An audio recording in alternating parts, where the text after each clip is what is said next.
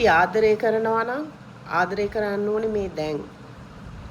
අපි ආදරේ දෙනවා නම් කාට හරි ඒ ආදරේ දෙන්න ඕනේ මේ මොහොතේ. අපි කෙනෙක් වෙනුවෙන් දෙයක් කරනවා නම් ඒ දේ කරන්න ඕනේ මේ මොහොතේ. සමහර මිනිස්සු ඉන්නවා බැඳීම් වලට එනවා. හැබැයි ඒ බැඳීම් වලට සාධාරණයක් කරන්නේ වචන වලින් පුළුවන් තරම් කියනවා. මම ඔයාට මෙච්චරක් ආදරේ, මම ඔයාට අච්චරක් ආදරේ, මම ඔයාට මෙහෙමයි කරේ, මම ඔයාට එහෙමයි කරේ, ඔයාට තියෙන ආදරේට ඔයාරෙන් වෙන කෙනෙක් මට නැහැ, මට හිතන්නවත් බෑ.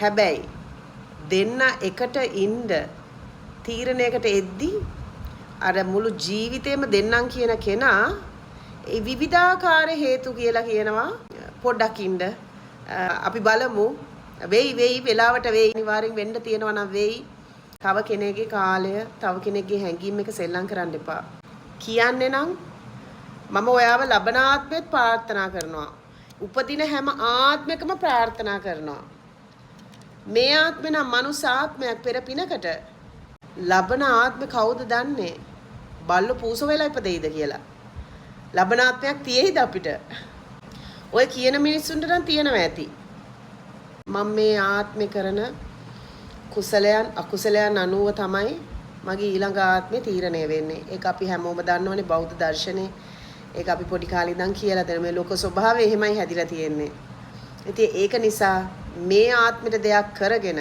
තව කෙනෙක්ගේ හිතක් නොරිදවා තව කෙනෙක්ව නොමග යවන්න නැතුව තව කෙනෙක්ගේ හැඟීම් එක සෙල්ලම් කරන්නේ නැතුව කෙනෙක්ට ආදරේ නම් කෙනෙක් එකට ජීවත් වෙන්න ඕන නම් ඒක මේ මොහොතේ සිද්ධ කරන්න. තව දවසකට තව ආත්මයකට තියාගන්න එපා ඒක.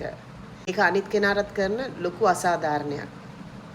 අතහරින්න යන්න දෙන්න. අනිත් කෙනාගේ ලෝකේ එයාට හදාගන්න ඉඩ දෙන්න.